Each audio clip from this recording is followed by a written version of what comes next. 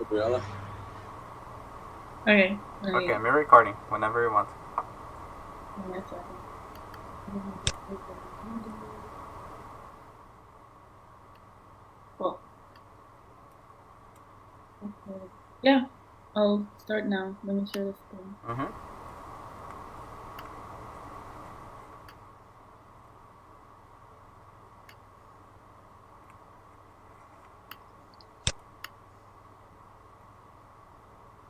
Okay. Okay, so in general, we're interested in looking at the vocal classifications from the pup's ultrasonic vocals because it can give us more information about the environment and the condition that the pup is in.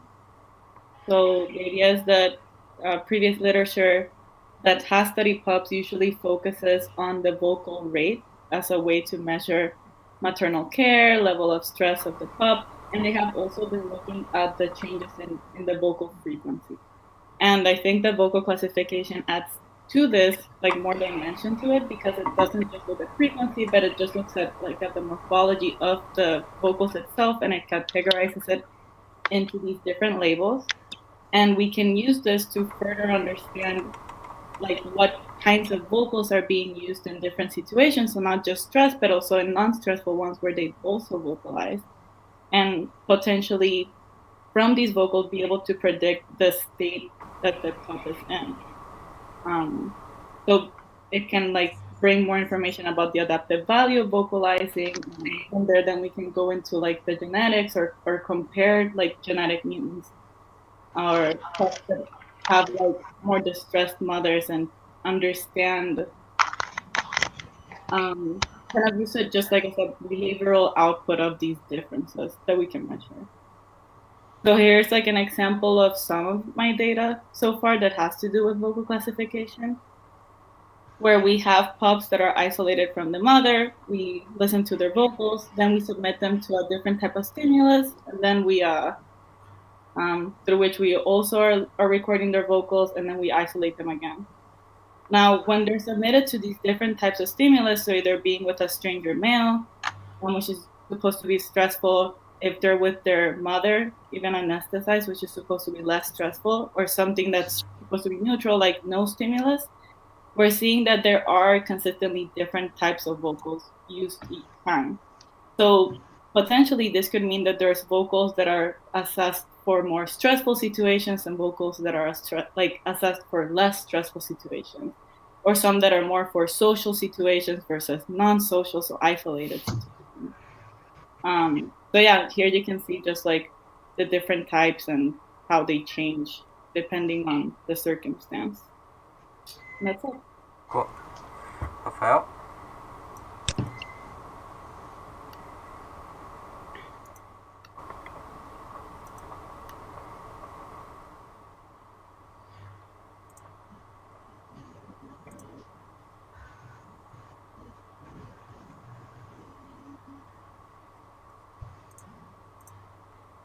Can you see my screen?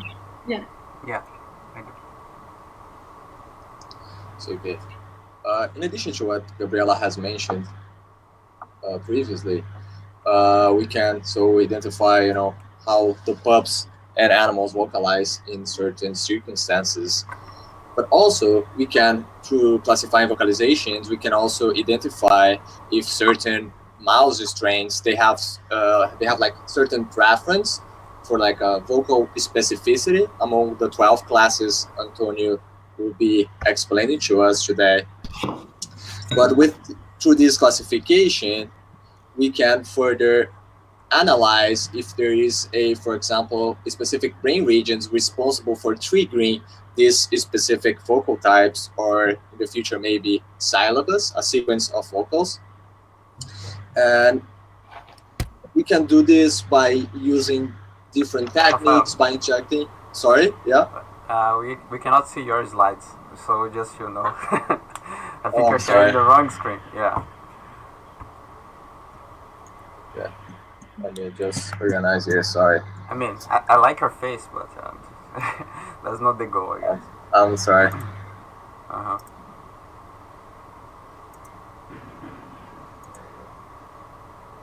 What about now? Yeah, now I see Gabriel. Okay. Yeah. Okay. Yeah, but we are sharing the wrong screen, I guess. What about Yeah, now? there we go. Yeah. Now we Okay, see the sorry. slide. Okay. Okay. Uh huh.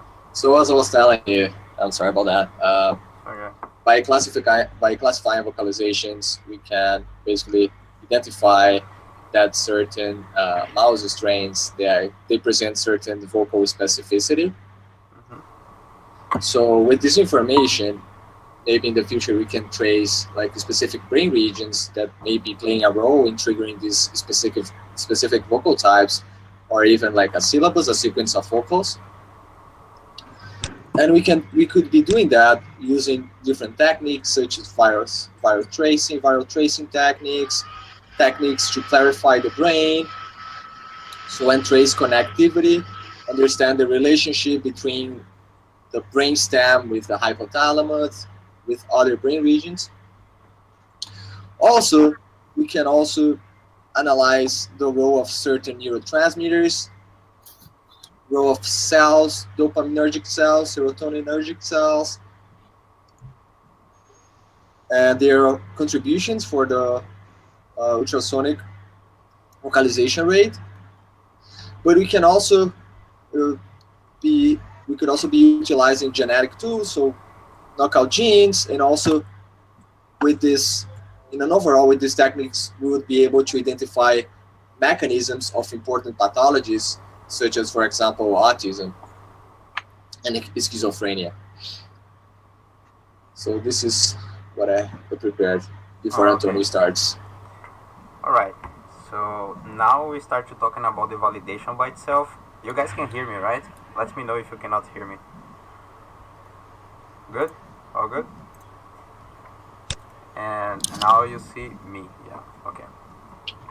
So as I mentioned in my previous emails, I'm gonna be recording this whole webinar, so you guys can always go back. But feel free to make questions. But one thing that I would really like to ask for you guys is to mute your microphones now, because there is some background noise that kind of disturb me. And then if you have any question, you let me know, and you just turn on your microphone again, and you make your questions. All right? So let me start, and let me know if you cannot see the slides, because that's the very first webinar that we're making. We might have some issues. You guys can see the slides, right? Okay, no answer, but I believe you guys can see the slides. Okay, so I'm Antonio. I'm the one that's developing this tool to do the classification of these calls. And first of all, let me just give you guys feedback about the polls that I did before. So most of you decided to use English as the official language of this project, and yeah, so most of you decided to use English as the official language of this project, and that's great because then you have more possibilities. We have Gabriela helping you, and who else? Anybody else that could be helping us during this process. And only part of you decide to go for this Wednesday webinar, which is fine because that's gonna be a test anyway. So we are gonna see how the things is going, and what we can change for the next webinar would be, which is gonna happen on Friday. So if you guys just wanna join us again, it would be great. Okay, so just a small context about what means this whole vocalization classification that we're gonna do. So the vocalizations, they are basically divided in 12 groups at this point, and few of them we are importing from this paper from Greensley in 2011. And here we have some classical call types that we have at this point, right? So some of Antonio? them is, yes. We can't see the slides. Oh, I'm sharing the wrong screen. Yeah, we just can't. We're just seeing you. Oh, seriously? Yeah. Oh, okay. Hold on. Let me share the screen.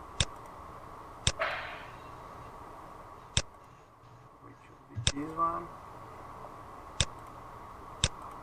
What about now? You see these slides? Yes. Oh, thank you. Great. Alright, so let me just repeat what I just said. So one of those possible classifications is the complex one, which is this vocalization that usually is the most random one. We are gonna talk about each one of these classifications and call types with more details as we go through this presentation. But just so you guys have a first contact and how these things usually look like. So the image that you guys can see my mouse too, right? Yes. Great.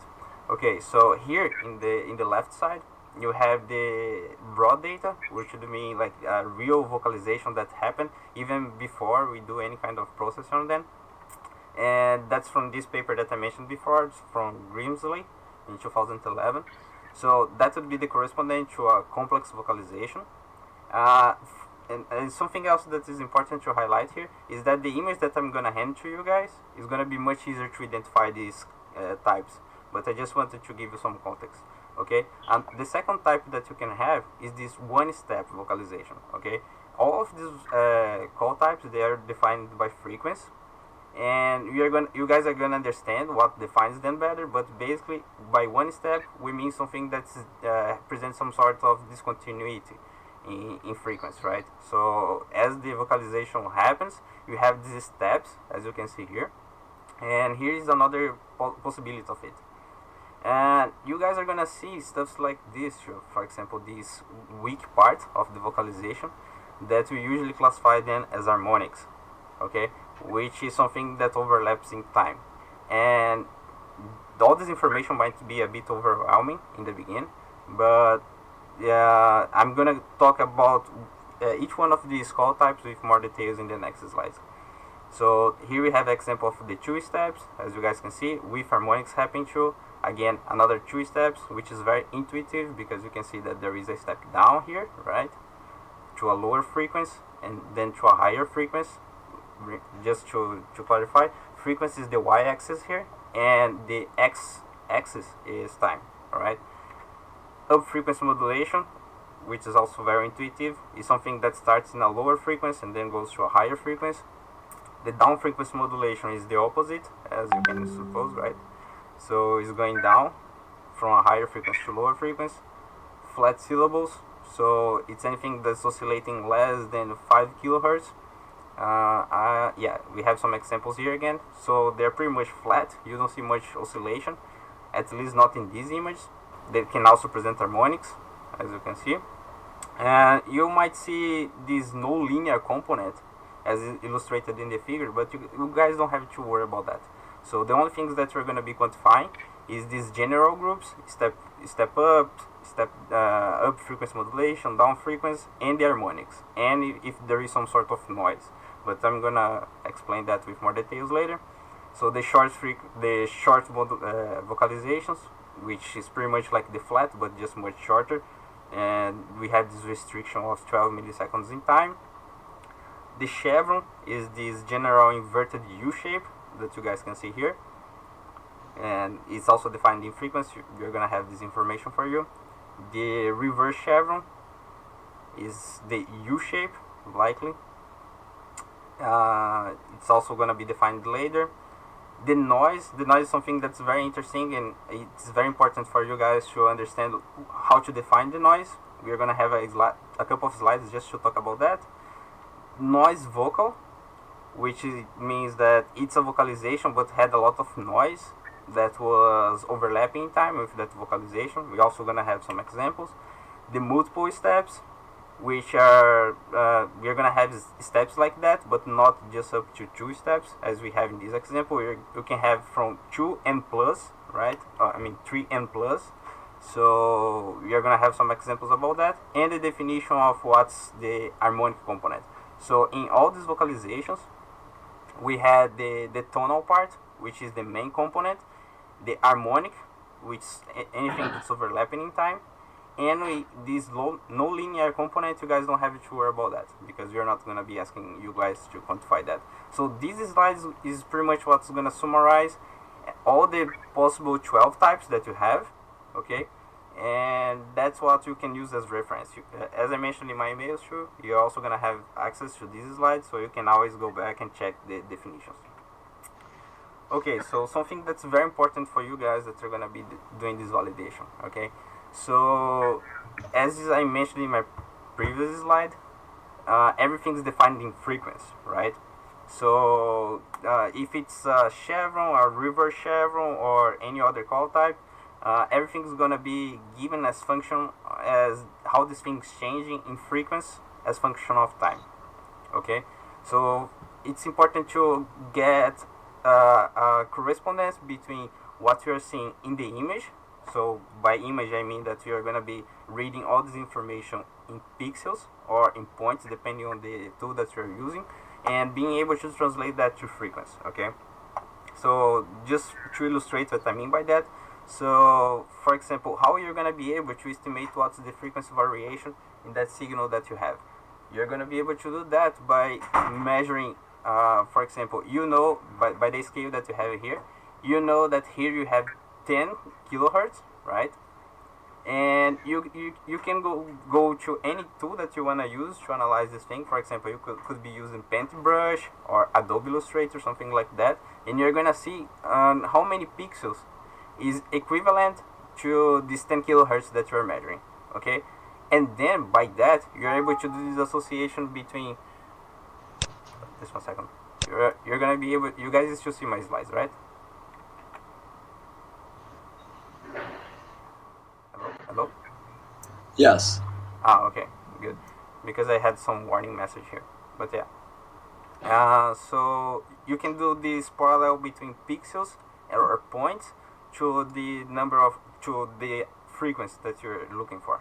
Okay, and you can do the same thing for also time. So for example, you can get measurements like this, which is like so you guys know, the tick that corresponds to the numbers that are beside that is exactly the middle of the number. Okay, so for example, this 50 milliseconds interval that you have here corresponds for this image in particular to 155 pixels in Paintbrush or 73.667 points in Adobe Illustrator, and this thing is equivalent to 50 milliseconds.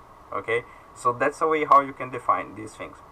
But I do know that these things kind of hard to get at first, so I decided to give you guys images a bit more obvious to do that, so you can get a taste also of how the vocalization by itself, which is this white part that's going on here, as you can see under the blue dots, how this thing's being modulated in time. So you can have more information, because the original version was kind of complicated to do that. Okay, alright, so let's start by defining the very first call type that we have, which would be this flat. Okay, so by the definitions, if you guys go back to definitions, you're gonna see that the flat is anything that is oscillating less than 5 kilohertz in frequency, so that's the y-axis, and it's longer than 12 milliseconds. Okay, and something that's very important is that these blue dots that you guys are gonna see in all the images, like as you go through these slides, the blue dots represent the center of this object that was detected. Okay, so it's the center of that object. So you cannot do the measurement on the side of these circles that you see, right? Because what really corresponds to a part of the vocalization is the center of the circle. Okay, so every measurement that you're gonna do is always related to the center of this object that you see. So for example, here we made this box around the vocalization, where you can see that the upper edge of the box is kind of lined to the center of one of the dots that are here. Okay, one of the circles, and the very first one is also in the center of the very first circle, and going to the center of the last circle. Okay, so for this example, let's say that we had 15.3 points, because in this example I was using Adobe, and 19.25 in the x-axis. Okay, and based on the measurements that I did, I was able to correlate this thing to 4.81 kilohertz and 13.05 milliseconds, which would qualify this image as a flat. Okay, so this example is just to illustrate how you can measure the frequency and the time modulation here, so you can classify these things later. Okay, But let's skip for the next example. So by definition, the down frequency modulation, which is also one of the 12 call types that you guys are going to be using to classify this image, is a vocalization that's going down in frequency for more than 6 kilohertz. So that means that the very first point is 6 kilohertz greater than the last point, okay? And as you guys can clearly see here, this thing is oscillating more than 10 kilohertz, right? If you compare to the y-axis. So that's why I didn't even show the way how I was doing the measurement, but you can easily see that by yourself. This image is also part of the set of tests that you guys are going to be using in the end to practice a little bit. And another thing that I want to mention here is that you guys are going to see many cases where you have more than one vocalization. So for example, in this image in particular, you have this vocalization with the blue dots, and sometimes you're going to see other stuff going on in the same window, right? So for example, we have this other one that I don't know if you guys are already familiar with the different categories, but this one would be corresponding to up frequency modulation, right? But what really matters in this image is particular is always the image that has the blue dots, okay? Because that's the one that it's being asked for you to classify for this particular image. Both images are going to be available for you, okay? And I'm going to explain how these things are going to be organized into different folders, but both images are going to be available to you.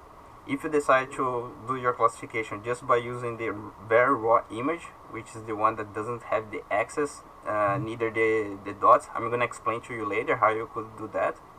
But I would totally advise to use the one with the dots, because you would have access to the axis, which is very helpful to do the classification, and you know exactly which vocalization you should be looking at. So otherwise you're going to be wasting your time doing measurements for a vocalization that's not the goal of that image that's being displayed to you, okay?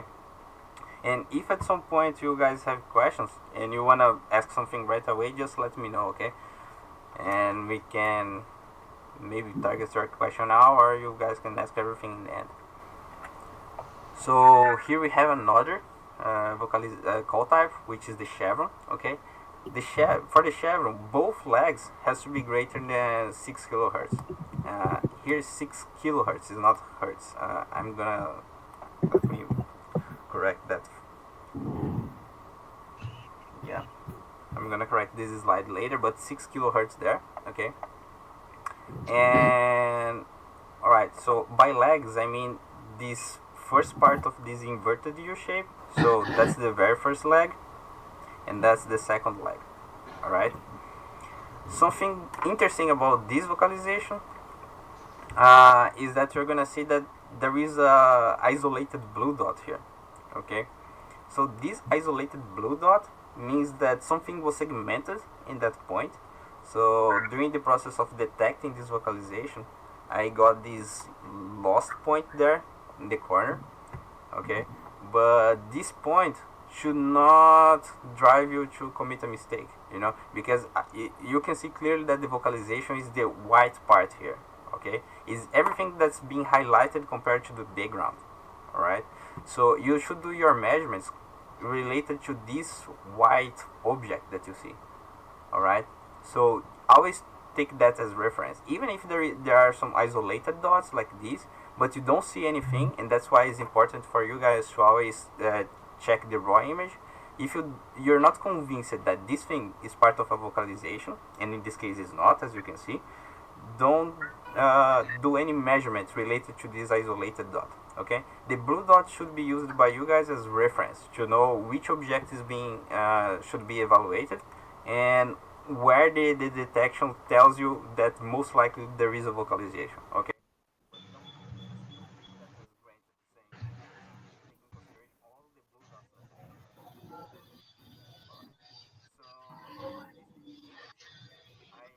Measuring in pixels.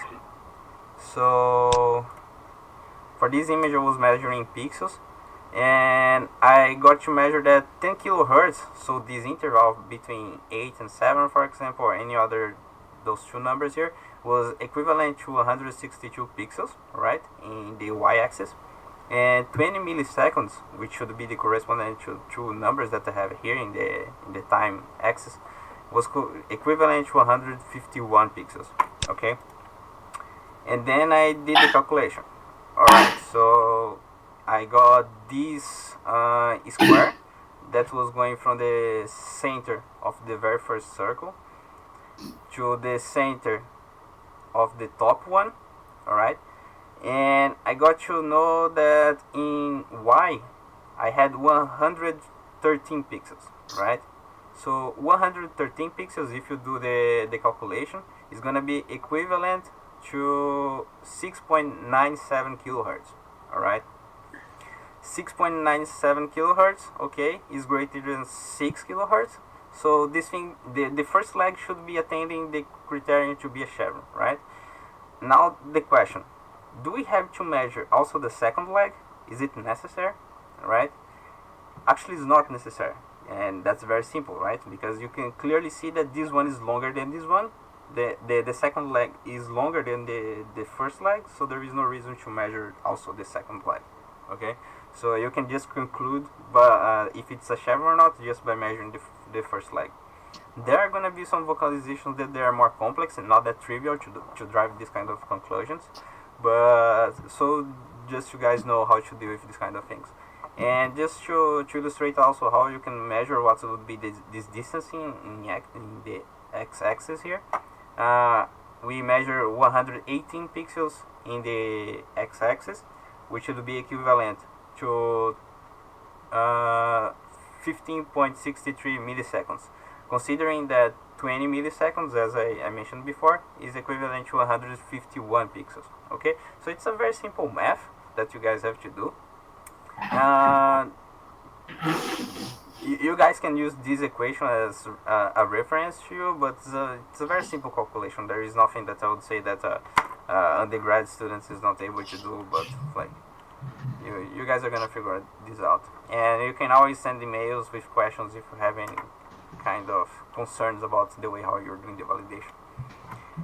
Okay, so here's an example about how you could do the same kind of conclusion by using the raw image. Okay, the raw image, as you probably guys realize by comparing these two images, the raw image doesn't have the same resolution, right?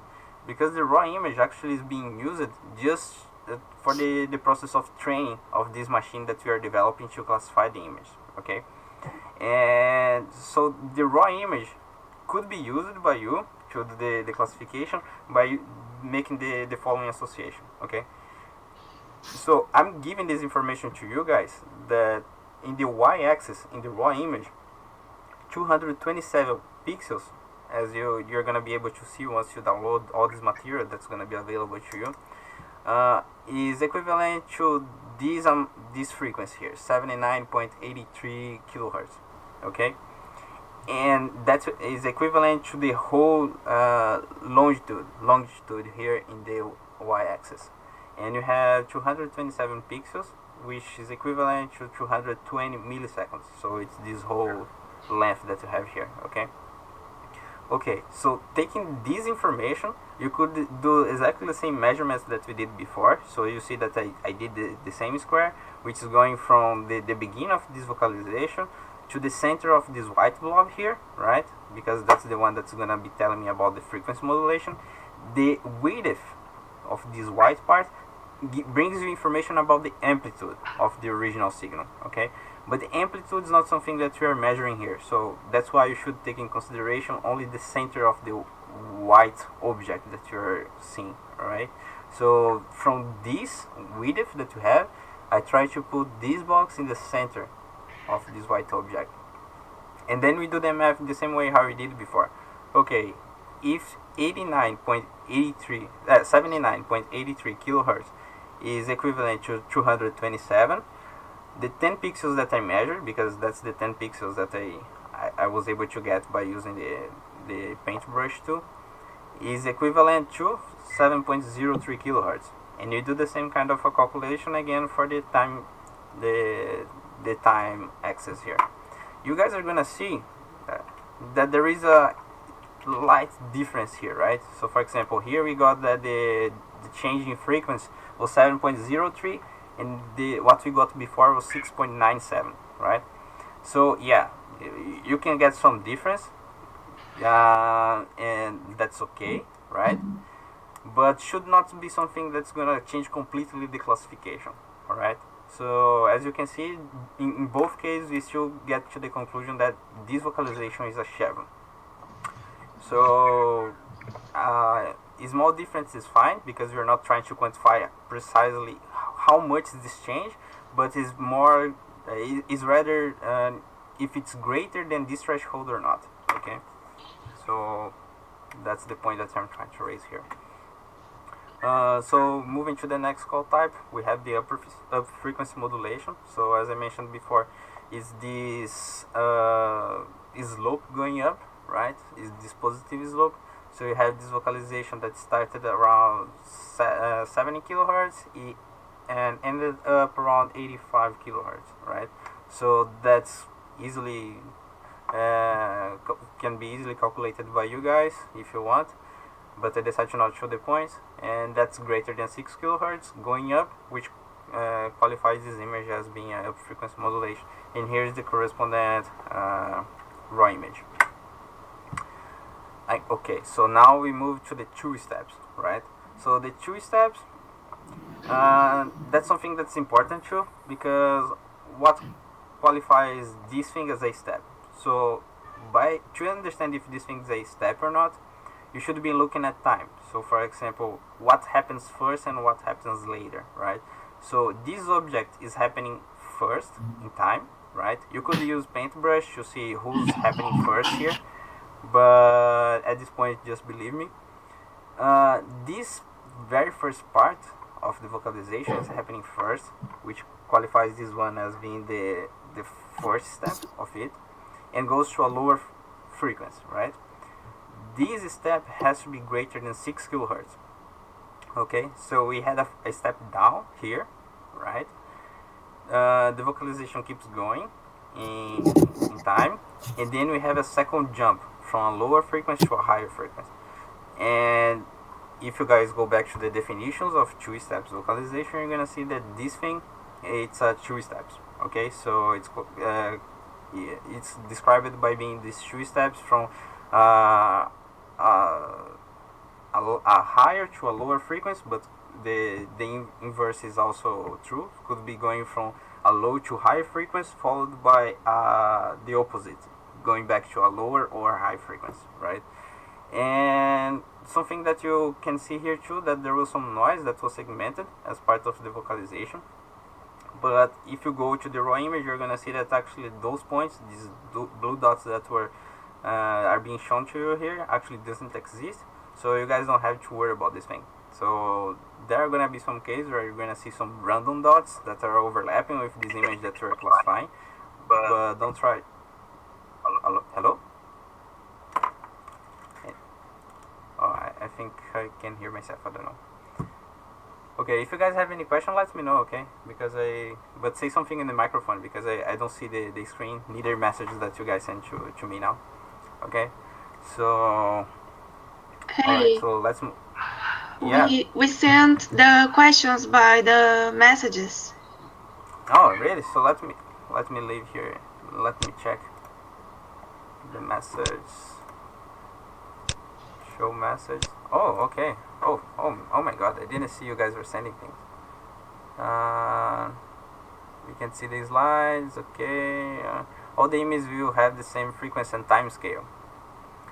Okay, so all the images will have the same frequency and time scale. Yes. So I think by time scale you're saying the size of the image, right? And this equivalence between how many milliseconds the width of that image corresponds to pixels, this kind of thing, right? So yes, all the images, they have the same size, and they all correspond in time. They all correspond to 220 milliseconds, right? So for example, let me get back this slide for you. You guys can see these slides, right? Even in this not maximized version, right? Yes? No? You cannot see the slides, man. You cannot see the slide? Ah, because I'm not sharing the screen. Oh my god. Such a painful process. Share the screen. Okay. Okay. You guys can see it now? Yeah. Yes. Okay, excellent. Okay, so all these images, they correspond to 220 milliseconds. So this length that you have here corresponds to 220 milliseconds, and is the same for the y-axis. So this one corresponds to 79.83 kilohertz. Okay, the only thing is that this one is a bit stretched in time, so you guys can have a better idea about how these things are changing in frequency as function of time, right? So and this one is a square image of 227 pixels by 227 pixels, but they all correspond to the same thing, 220 milliseconds by 79.83 kilohertz. Okay, I hope I answered that question, but if I didn't, let me know and I can try to explain that with more details. And then Barbara asked, I didn't get the calculation, where do I get the information to do that? Okay, so let's go back to that. Okay. Better than that, let me see if I open one of the images that I have here. Okay, alright. Let me share my screen with you again.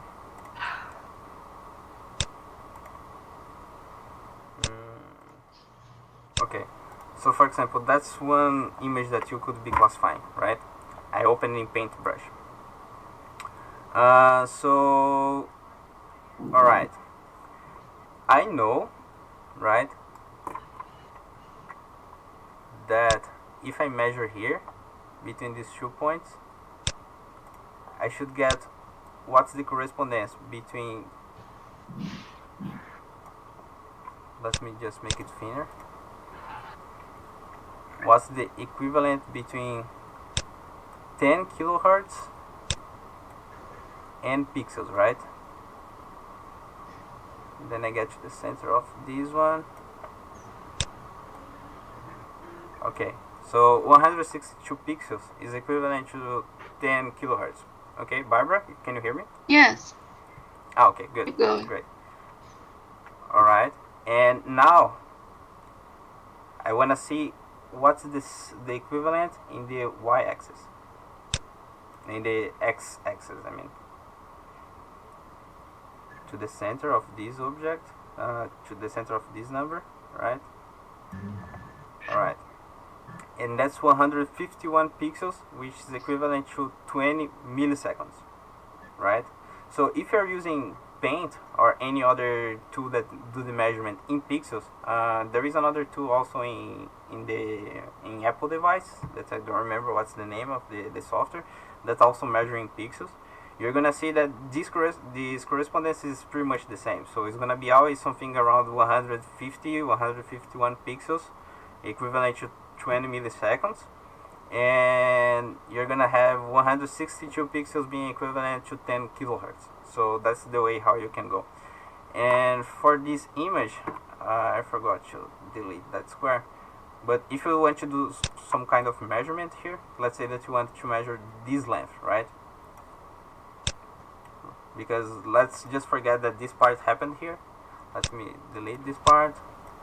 Let's suppose that this part doesn't exist, and you're measuring something that has only the shape of this second leg of this vocalization, right? And this one had 193 pixels in Y, okay, which you could do the calculation. Let me do the calculation for you now. Let me open one calculator.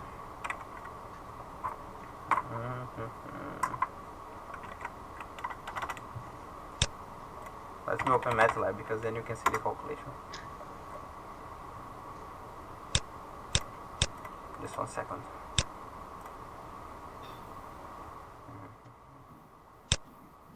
Okay, you guys can see my screen yet, right? Yes. Okay, alright. So, okay. So, we already know that 151 pixels is equivalent to 20 milliseconds, right? So that's gonna be 20 divided by 151 divided by the number of pixels that I measured, which is 193. Okay. I don't know what's the name of this kind of equation in English, but in Portuguese it would be regra de três. Okay, so I'm just simplifying what would be the regra de três. Alright, and then you're gonna see that this thing is equivalent to 25 milliseconds, 25.56 milliseconds. And then you can use this information to estimate whatever you were looking for when you started measuring that. Okay, Barbara, does it answer your question? Sort of. Yeah. Um, You have further questions? I was looking for the information on the screen it showed. Above, I have 193. 190 where? The pixels above the image. The pixels On above the the on image. the bar.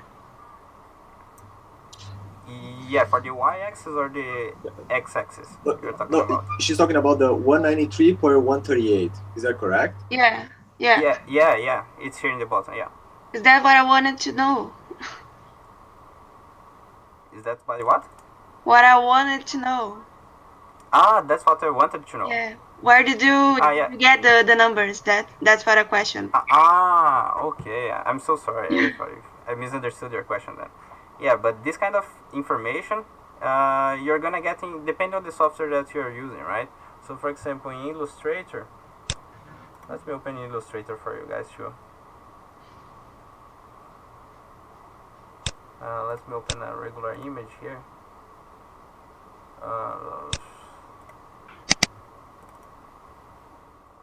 Regular image. Okay. Just so you guys see something, right? So that's a noise. I'm gonna explain what that means later. But if you just do a square here, anywhere, you're gonna have what's the size of this thing here in the height and the width, right? So it's very subjective to the tool that you're using. But as I said, you have to set your whatever tool you're using to measure pixels, because for example the Illustrator only measures points in the current configuration because I was doing something else. But that's the kind of information that you have to be looking for. How many points or pixels is equivalent to your reference, which I usually use 10 kilohertz and 20 milliseconds. Okay. Okay. Good. Okay, so let me put back these slides.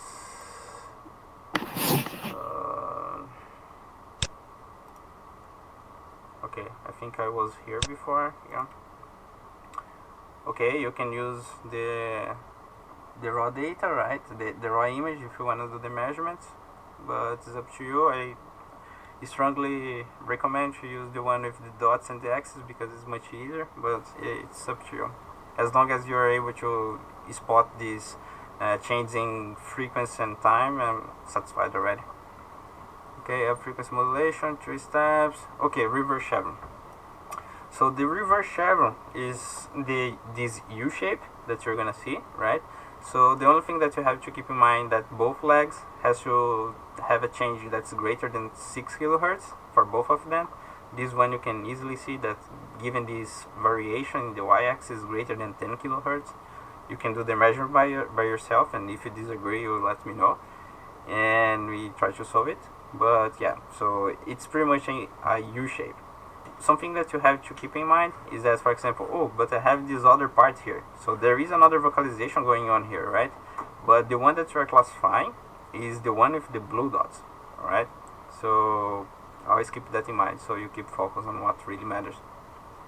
And always watch for how this thing keeps changing in frequency, right? For example, if this other leg was going down for something that's greater than 6 kilohertz again, let's say that this vocalization was ending pretty much like a sine wave, right? And going back down all the way close to these 80 kilohertz.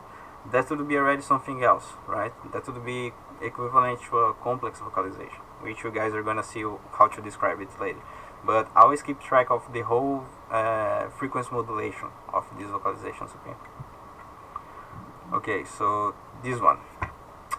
So as we described so far, what was the down frequency modulation, and you guys kind of understand what's the concept of a step up, which should be something that's have some sort of discontinuity in time and just keeps going in a much higher frequency, right? I wanted to know from you guys if you're able to distinguish something that is just a down frequency modulation. So by definition, down frequency modulation is a vocalization that's starting a high frequency and going all the way down to a low frequency from a step up, right?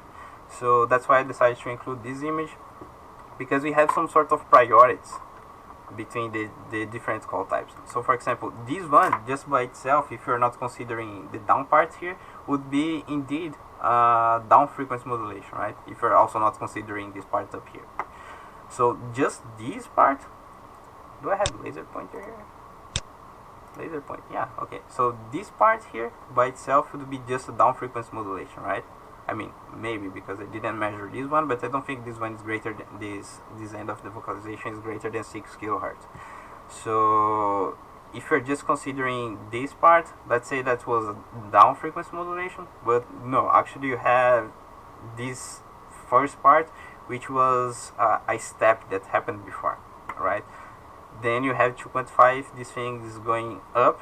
So if it's going up, is a step from a low frequency to high frequency, that would qualify this vocalization as a step up, right? And so the label that you should give to this vocalization is a step up with harmonic components, because indeed these blue dots that are being shown here, they do correspond to something that happened in the raw image. So you can see that there are some white dust that happened here and has to be also quantified, right? So the whole classification for this vocalization will be a step up with harmonic, okay? And I'm gonna show you guys how you're gonna show this information in an Excel file. That is the way how you're gonna give me the validation back, okay? So yeah, so that's a step up because this step is greater than 6 kilohertz, and that's very obvious at this point, right? Going from here, that's even below 50 kilohertz. I think it's close to 45 kilohertz, just something that's almost 100, right? So yeah, it's a step up. Okay, so harmonics, right? So let's try to describe what's harmonics. In this case, we had a chevron, right? Because this lag is greater than 6 kilohertz. Easily you can verify that because that's the scale of 10 kilohertz, and that's pretty much the same size, but you can measure if you are a bit skeptical. So, and you should measure. Don't take my words like that this is a chevron. Just always measure each vocalization. So that would be a chevron. But what about this part? So how do I know if this thing is a step up or just harmonic, right? If it was a step up, this first part of the vocalization would be happening first in time. But as you can see, the vocalization that happened here, this chevron part, is actually overlapping with this one that's in lower frequency, right? And this one, we call it the main component of this vocalization, and this part is just harmonic, right? So happening time, they are overlapping in time. That's the way how you're going to be able to spot harmonics. So for example, this would be a chevron, and then there is a plus in the chevron, which is the harmonic component of the chevron, okay? So just go easy on the way how to identify the harmonics as simply being something that's overlapping in time, all right? Okay, so that's a short, right? The short is described by being an object that oscillated in frequency, so in the y-axis for less than 5 kilohertz, and is shorter than 12 milliseconds. So that means that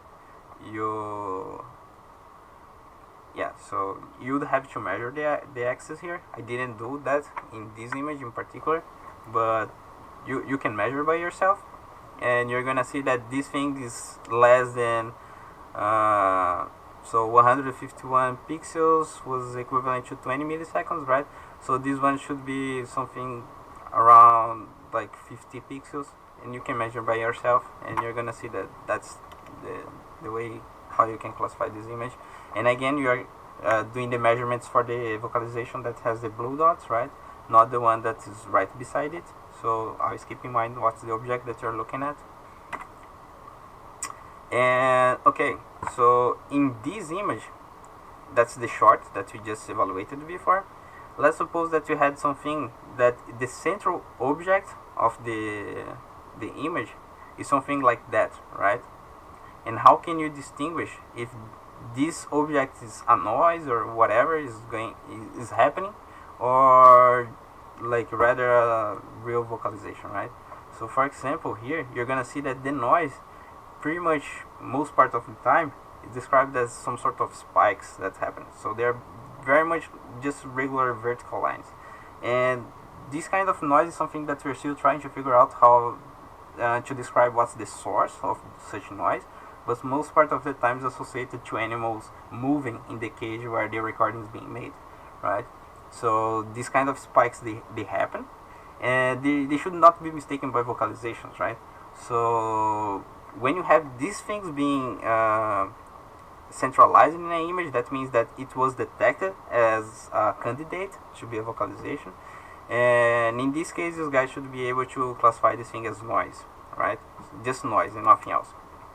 And yeah, you can see that it is kind of easy to distinguish it from a vocalization, right? So this object is small but very centralized, and then localized in just a white spot there that's happening in the image, and here is very well distributed in the y-axis, right? So it's kind of easy to distinguish it. Okay, and here we have another kind of noise, right? That's a variation of the regular spikes that I just mentioned before.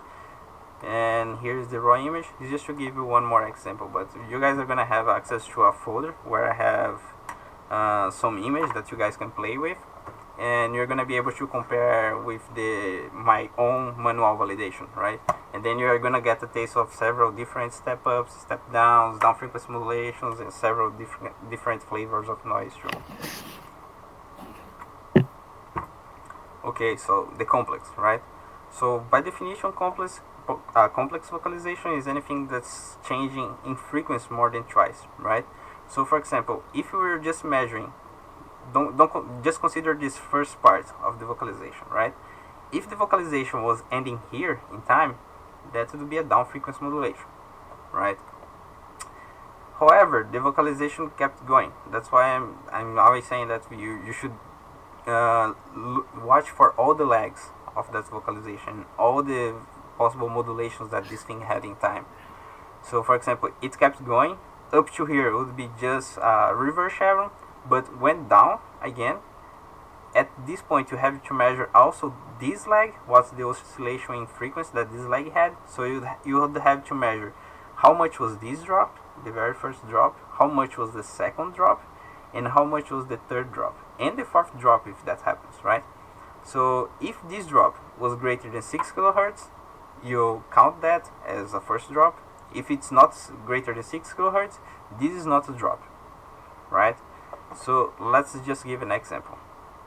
If this first drop that happened here in frequency was less than 6 kilohertz, and then you had something that was going up for greater than 6 kilohertz, this thing up to here would be a up frequency modulation. Okay, let me repeat this whole thing again. Okay, so if this first drop was not greater than 6 kilohertz, it's hard to imagine that, because this one is it's obvious that it's greater than 6 kilohertz, but let's just imagine that this thing was flatter, right? Was up down here and was going up in frequency. Up to here will be up frequency modulation, right?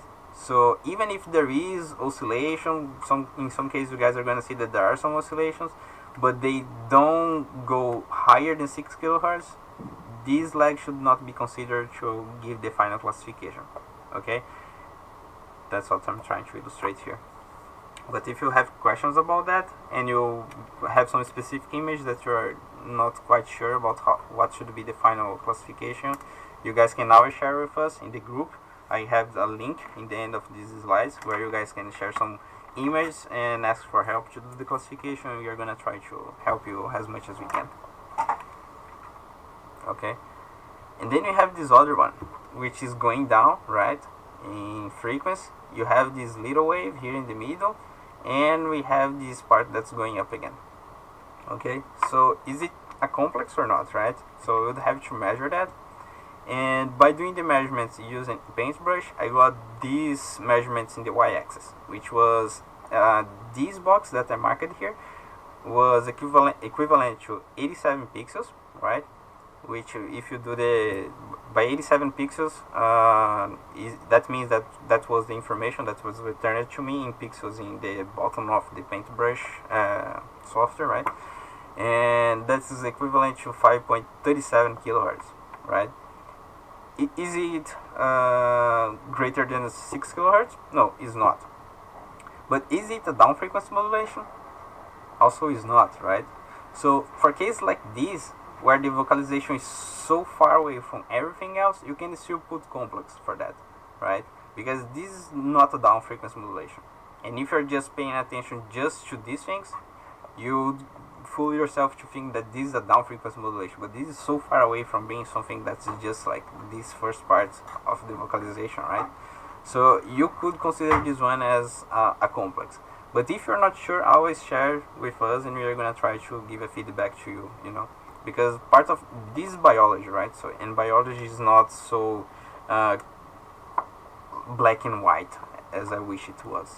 We have these shades, and we have to contemplate all of them.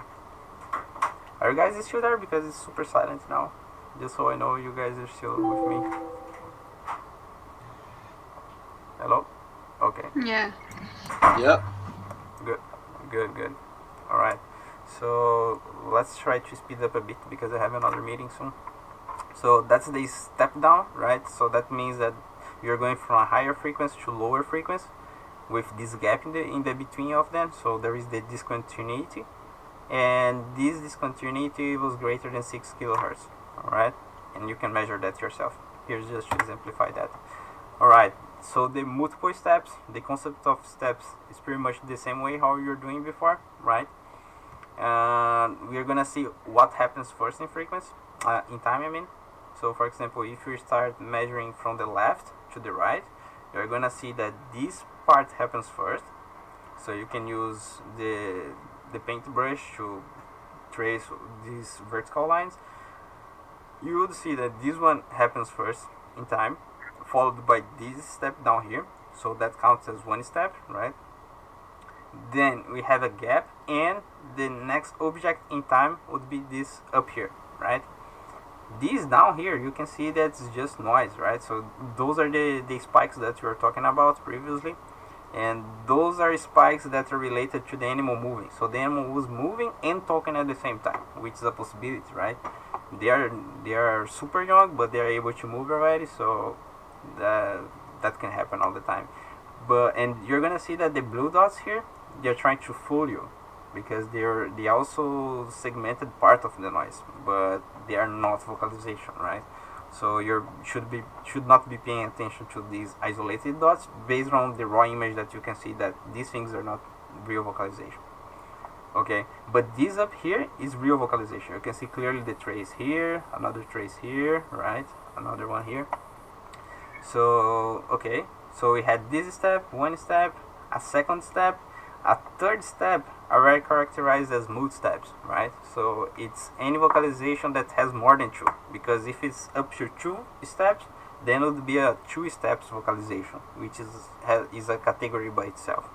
If it was just 1 step, could be a step up if this thing is going from a low frequency to a higher frequency, or a step down because it would be going from a high frequency to low frequency. Okay, and in this case we have multiple steps.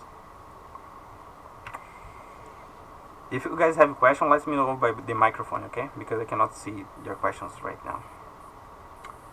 Okay, so so this one, it's a very interesting example. So for example, you got this vocalization, you did the measurement, right, in pixels, and then you did the calculation, and you got to realize that this vocalization was presenting a change in frequency that was equivalent to 5.37 kilohertz, right, and 9.37 milliseconds. Okay, alright, so 5.37 kilohertz.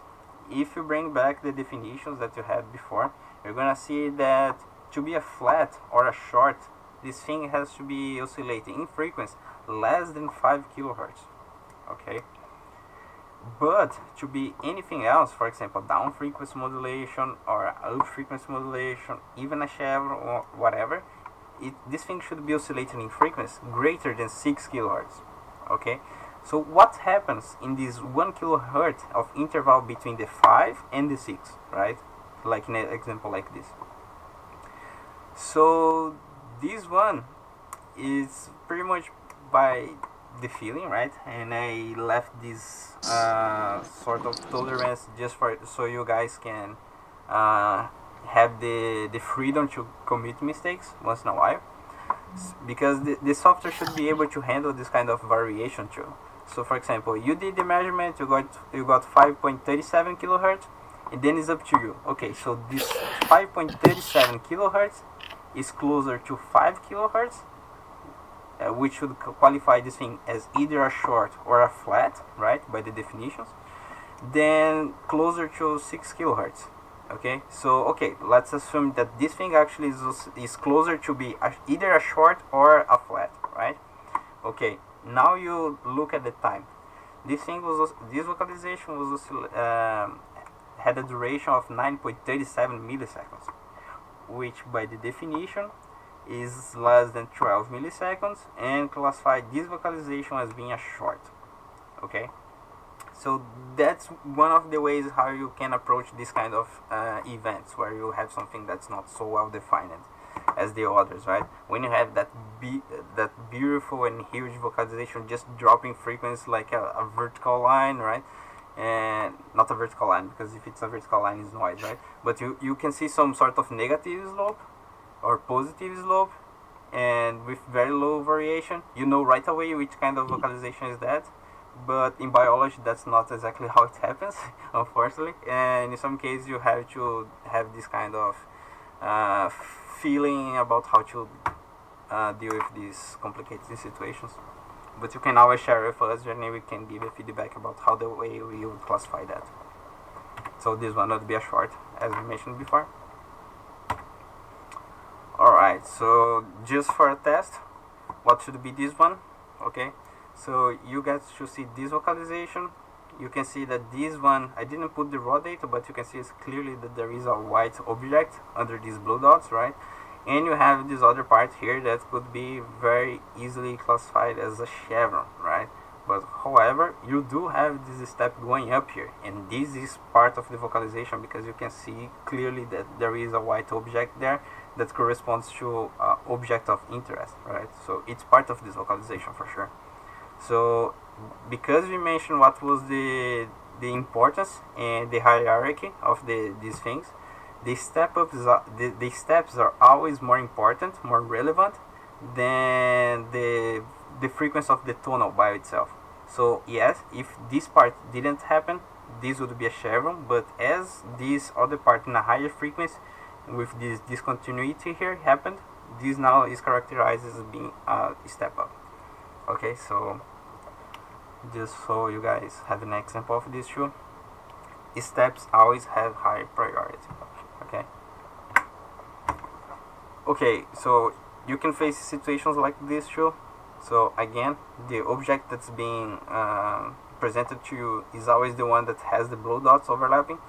In this case, this vocalization here was characterized by all this weird noise that happened, which usually is associated to some sort of echo in the chamber where you're doing the recording, and these things can happen, right?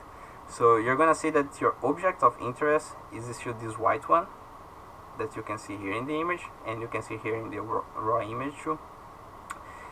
But you have, in this one, if you measure this vocalization by itself, it's gonna be a up frequency modulation, right?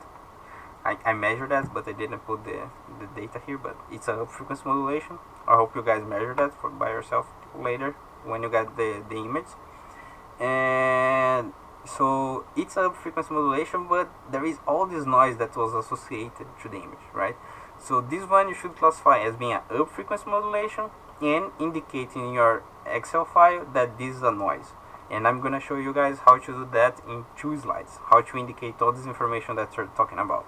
The tonal, which should be the 12 call types that we mentioned so far, the down frequency modulation, up frequency modulation, blah blah blah, the existence of harmonics, and if this thing is noise or not, right? So it's a noise, it's a vocalization, but presented all these dots that happen also overlapping in frequency, and you should indicate that for us too, because at some point I intend to treat this kind of vocalization in a specific way too. So okay, so let's show you guys how you can get access to these files that I'm making available to you for test. So you're gonna get access to this file, which is currently located in our Google Drive, right? And that's the structure of this file that you're gonna see there. So that's the name of the file that you have, but don't worry about what this means.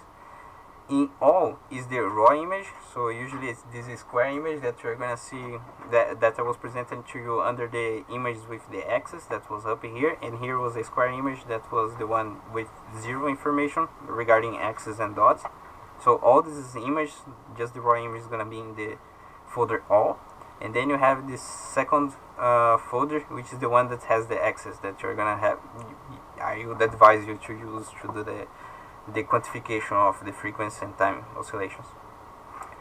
That's the file that you're gonna see also in the folder that you guys are gonna download from the Google Drive. You're gonna see the Excel file, and I'm gonna show you in 1 second how the Excel file looks like. And in the end, after you did your whole validation, right, I expect from you a file with the same name of the file, underscore and label, because that means that this is the file that has the labels that were given by you guys. Okay, and very important message, right? You guys are gonna have access to these files, but do not upload your label back to this folder, because otherwise it would be hard for me to everybody would have access to the labeled file of everybody, and then you could just feel tempted to take a look on what other people did, and that's not the goal, right? So at this point, just for this first part of the training, I want you guys to send it by email to me, using this email that I have been communicating to you guys so far. So it's something a bit more confidential at this point. After that, each one of you guys are gonna have your own folder once you have a reliable way of classifying these vocalizations already. So that means that in the first file, if you have any problem, if you have a score that's under 95%, that means that you have some issues that we still have to fix on the definitions, and we're gonna have a new file for you to learn specifically on the kind of vocalization that got you fooled on the first set of training. Okay, so after you start labeling the things in the same way how we would do, we are going to understand that you learned how to do the task, and then you're ready to get your own files that you're going to classify just by yourself. Okay, but it's important to know that we are all in the same baseline, so we do need some training first. And okay, so the trainings, you guys always send it to me, okay, by email, and then once you're ready to go, you're going to have access to just your own folder in Dropbox, and you can upload your labeled files back to your Dropbox. Okay, and if you have questions, always send your questions to the group, where you can post the picture, and we can all comment on this, the way how you would classify these images, right? So that's the way how we all can collaborate and cooperate and I can see if more people has exactly the same questions, right? So for example, I see that a bunch of people were classifying that vocalization in a wrong way, so probably I was not clear enough, and I'm gonna make a webinar or a short video just to specify how you can classify that specific image. And all these videos, everything that you guys I presented to you guys are gonna be available in our YouTube channel, where you're gonna have access again to this video that you're attending of this webinar right now, right? So you can always go back and check again something that I said and probably it was not clear back then. You can ask me again, and of course, like, you can also attend the next webinar, which will be on Friday, 3 p.m. I guess, and we're gonna go through all these definitions again. Okay, but for now you can already start using the group. Like, it would be great to have some messages from you guys. Okay, so again, the possible labels that you guys are gonna use to fill up the informations in the Excel file, those are the labels that you have been talking so far, and that's the way how I'm gonna be able to compare if that vocalization that you labeled is matching mine, because we have to use exactly the same labels, right? So that's the chevron, up frequency modulation, down frequency modulation, step up, step down, 2 steps, multiple steps, flat, short, blah blah blah. Okay, so just to illustrate how this thing would work, let's suppose that we have this image, right? Which this one is very easy, but let's classify this together. So let me open this image. Hold on. Let me open this image for you guys. You guys can see my screen? You can see the image here in the folder? Yes. Great. So the image that I'm gonna do the validation is the image 18 now, right? So let's see how we would classify this one. Alright, so I'm gonna do the measurements now. I'm using the same definitions that I used before, so for this classification I'm considering that 162 pixels is equivalent to 10 kilohertz in the y-axis, and in the x-axis we consider that 20 milliseconds is equivalent to 151 pixels, right? You guys can see these definitions in the slides later. But okay, let's do the measurements for this one. This is clearly just going down, right? So that's a down frequency modulation up to here. Let's just make sure that this thing is not oscillating more than 6 kilohertz, which is obviously not. So you can see here that Paintbrush is telling me that's oscillating 29 pixels, which is very less than 162. But if you want to do the calculation, you can come back here. So 10 kilohertz is equivalent to 162, and I got 29, right? So that's just 1.79 kilohertz, so I don't have to worry about this thing. Here, let's see if this lag here of the vocalization is greater than 5 kilohertz. So I got in the y-axis 59 pixels, right? Then I come back here. Okay, 59 pixels is just 3.64, right? So yeah, it's definitely a down frequency modulation. Let me check if I have anything overlapping time. No, I don't have anything overlapping time, so I don't have harmonics, and I don't have any kind of noise too, right? So the segmentation was perfect and no noise that was spotted at the same time. So here in the Excel file, I would label, that's the vocalization 18, right? So the name of the vocalization is the very first column. So the vocalization number, that's the name of the file, right? As you guys can see here, this was the file 18, right? The file 18 is gonna get the class. So this thing here is gonna be all filled up by you guys, so it's gonna come empty to you. But this specific file was classified as a down frequency modulation with 0 harmonic. So if there is harmonic, you put 1. If there is not harmonic, is 0, right? So it's a binary answer here. And also the same thing for noise. So there is noise, you put 1, there is not noise, 0. Okay? Let's check the next one, the 99. Let me open the 99.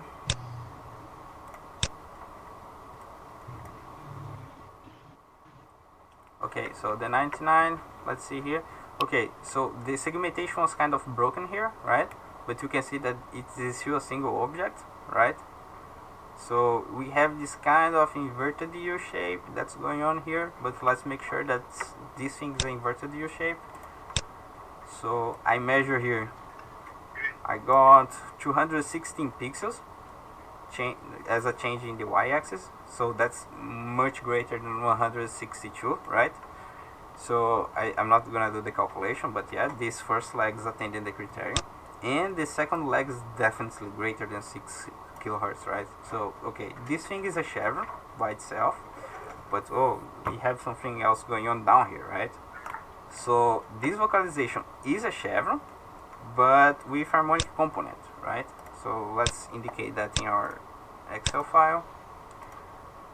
So the vocalization number 99, the one that we just evaluated right now, is a chevron. So I'm gonna write chevron there. I'm gonna indicate that they found harmonic, and there was no noise, right? So there was no extra noise that was spotted with this vocalization. So 0 for this one, for noise. Alright. And I have another 3 examples, but let's jump to this one for now. Okay, so this one is the 35. Let me open for you guys the 35. 35. Okay, here.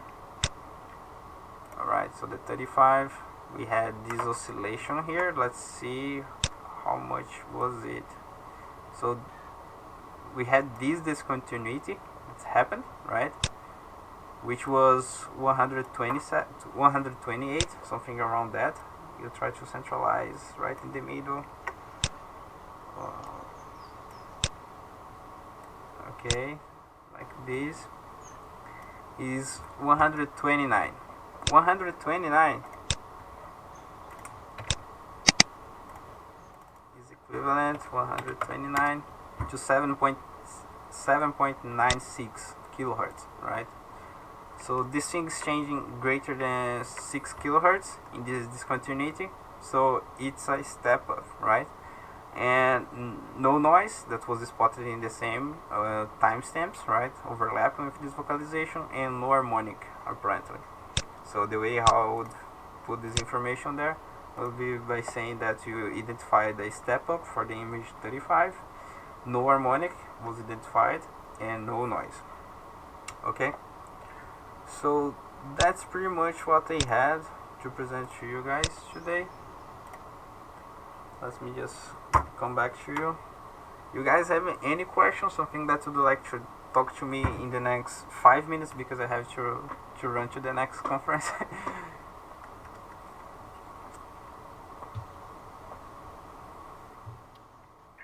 Paulo, you had questions before? No, They were all answered for you you? answered it already. Ah, okay. Excellent. Barbara, is everything okay? I guess, yeah. Okay. Yeah, so you guys are gonna have access to these files that I just showed to you now, right? Because it's part of the test set. And yeah, like try to validate these things. This file is super small, it's only 200 images, something that you can do like in 2 hours, right? And then you're gonna have a taste of how the process of validation is gonna happen. We can identify some possible problems that you might face in the future and correct it before you get your own file, because once you get your own file, that means that the game is on, right? And that's when we start trusting you to the validation that you're doing. Of course, I'm gonna double check. So me, Rafael, and Gabriela, you're gonna be double check, because we are gonna pay you guys based on the number of corrected vocalizations that were classified, right? But the whole principle is that you're supposed to learn for the next ones. So for example, you committed some mistakes, we're gonna bring this kind of mistakes to a webinar, or we're gonna post in the group saying, look guys, we have seen that some people classified this one wrong, misclassified these vocalizations, and that's the way how you should properly be looking at these images, you know. And hopefully, people are gonna be able to correct it for the next interactions, right? So the whole goal is to make a more accurate process of classification. And I'm gonna set the Dropbox for you guys once we start getting back some of these images, some of these files that were already validated, and then we can move to give you guys access to the Dropbox. And there is gonna be one file just for yourself, so you can upload your Excel files directly to the Dropbox. You don't have to email me anymore. Okay? Okay. Good. So who else is here? Barbara, Chrysla, are you there? Chrysla? Yes, I am. Okay, so you have any questions? For a moment, no. Okay. Gabriela?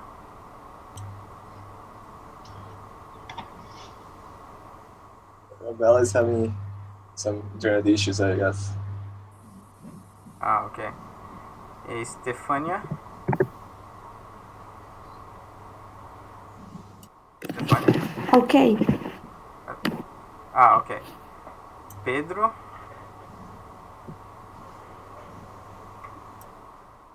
Pedro?